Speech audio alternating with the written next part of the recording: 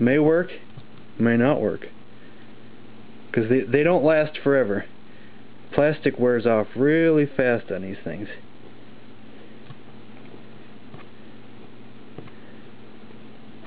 If it doesn't work, no big deal, but it does work. I'm not sure if I'm loosening that or not, actually. Doesn't feel like I'm grabbing on anything. I think I've already worn off the plastic on it.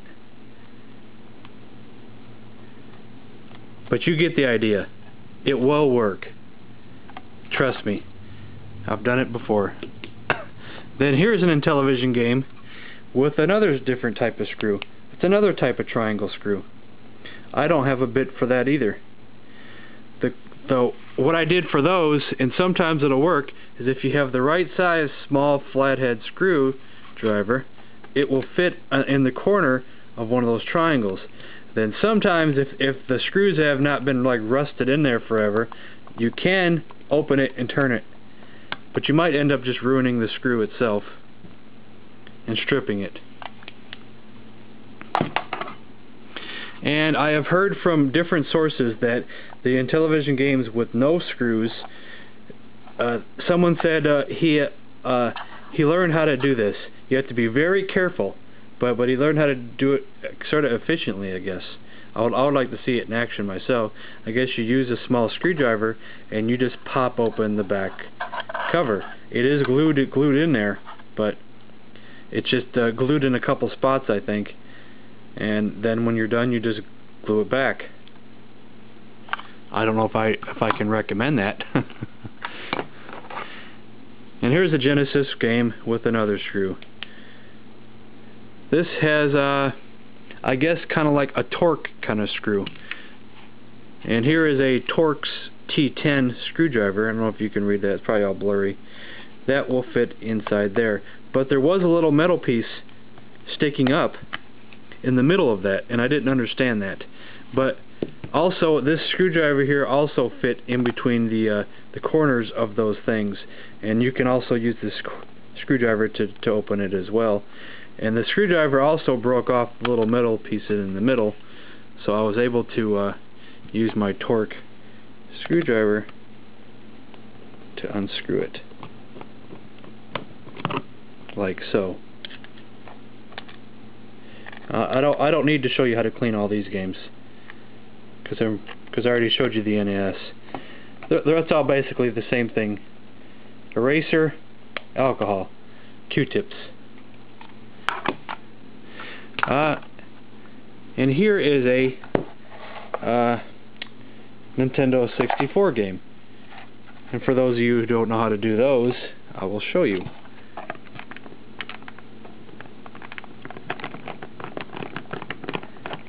You take out the screws just the same way you did with the Genesis. I mean, not Genesis, the NES.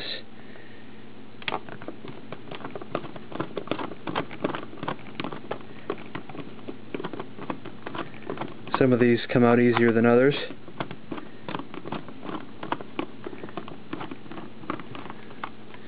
Now these ones are a little bit more complicated, but they can be done. See, this one has a little metal plate on it, stopping you from taking it out. All you need is a screwdriver, a Phillips screwdriver, a small one, to get these two small screws over here.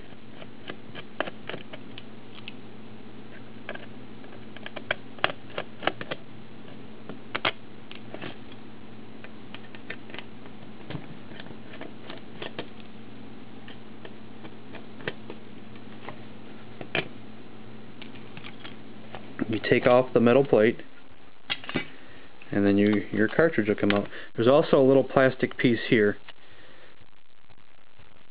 This has already been cleaned, so when you put it back on, there's a little ridge right there that goes up. And for these ones, you want the pieces like this to be on the top instead of the bottom, unlike the NES.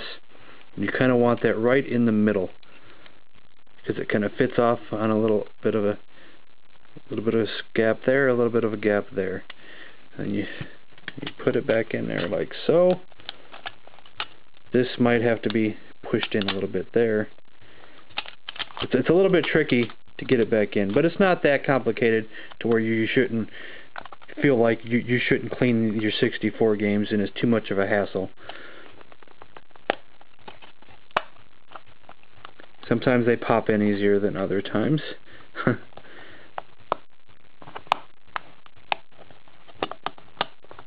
I'm probably making this more complicated than what it actually is.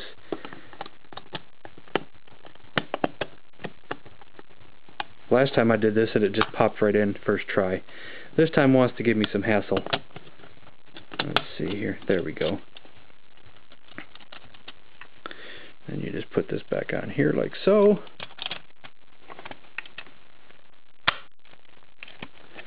And you screw those back on there.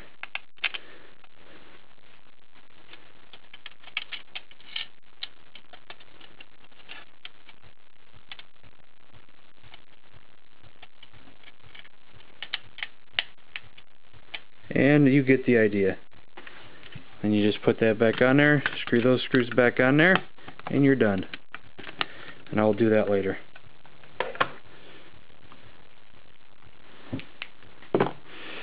Now I'm going to show you some other things here. Here is a Simpsons game. Oh, look at all that nasty tape and glue on there. What are we going to use for that?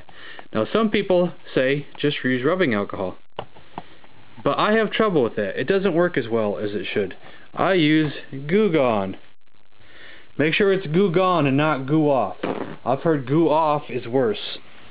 I've heard some horror stories with Goo Off.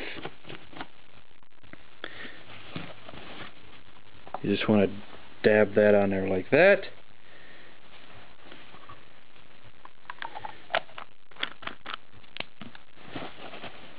Not sure if I put enough on there or not, but we'll see.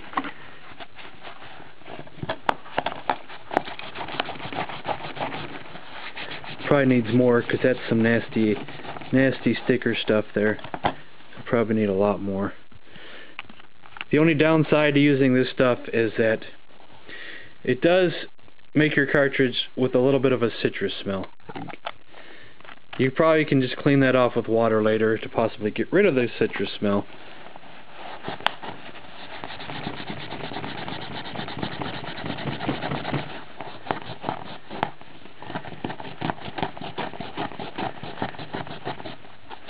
And it's not coming off as clean as I would like, but it is softening the glue out quite a bit there.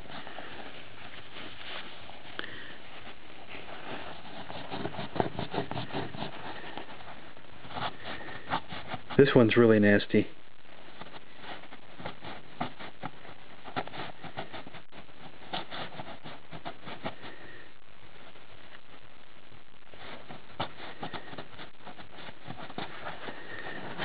Never had one this bad before. Damn.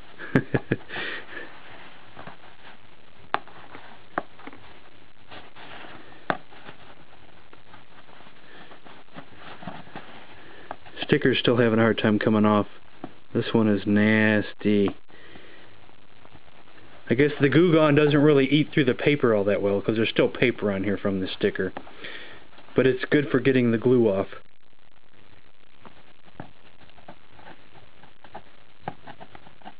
Still have to use my fingernails to get some of the paper off. The Goo Gone doesn't want to eat through the paper. Probably not what it's designed for. It's designed for goo.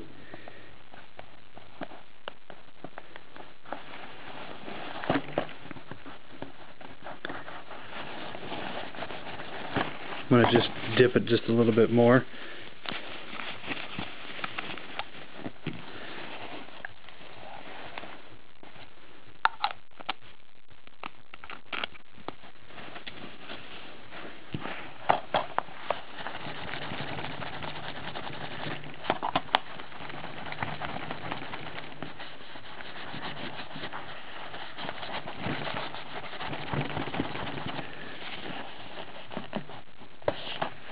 Only the tiniest little bit of paper left. I got that. It's probably a good idea to wipe this off with a little bit of damp water afterwards.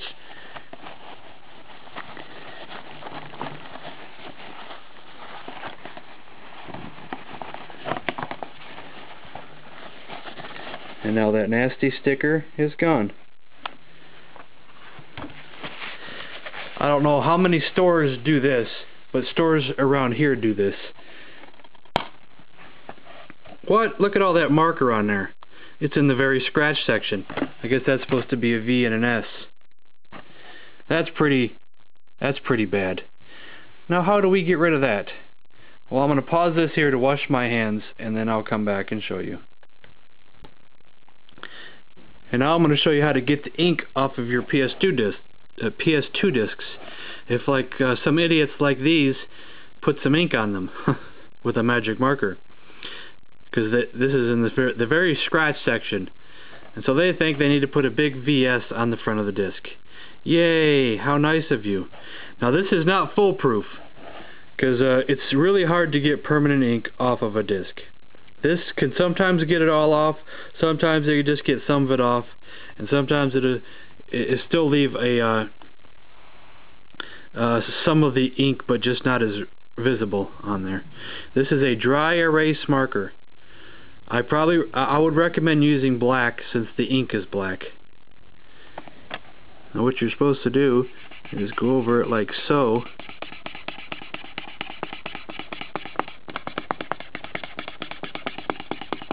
And I recommend using a damp paper towel, not too wet or anything, to wipe it off. That didn't work too bad, did it, huh?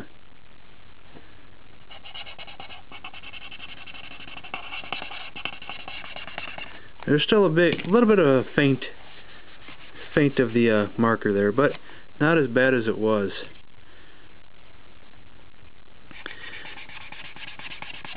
It's like I shouldn't even have to be doing this. You know what I mean? I think my felt tip pen is running out of ink.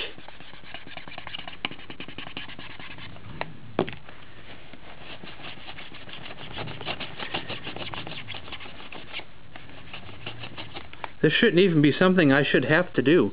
I shouldn't have to do this. These idiots should not be marking up their discs like this. It's like that story Cobra was telling me, how the store was throwing away their Genesis cases because they were taking up too much room on the shelf.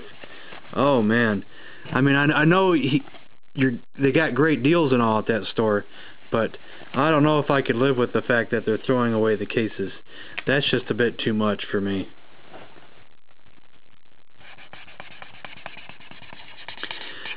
Some discs, the ink might not come off too well. Maybe the ink's been sitting on there for too long. Maybe it's depends on the material, or maybe the color of the disc itself. Sometimes it's very hard to get the ink off. I've had some where the ink just does not want to come off.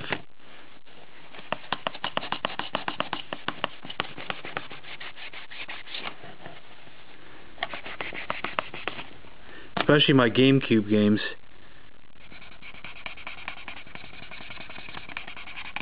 Whatever they use to for the GameCube games just doesn't want to work right.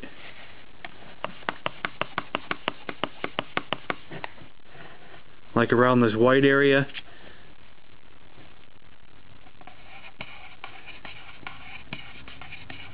That might not be the best.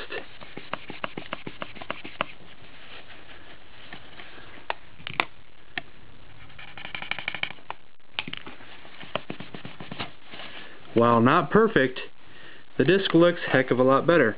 You can barely tell that it actually had VS written on the front of it. You can still see it faintly. I'm not sure if you can see it faintly on the camera, but you might be able to see like the ink right there. I might be able to get a little bit more of that off if I just go over it again.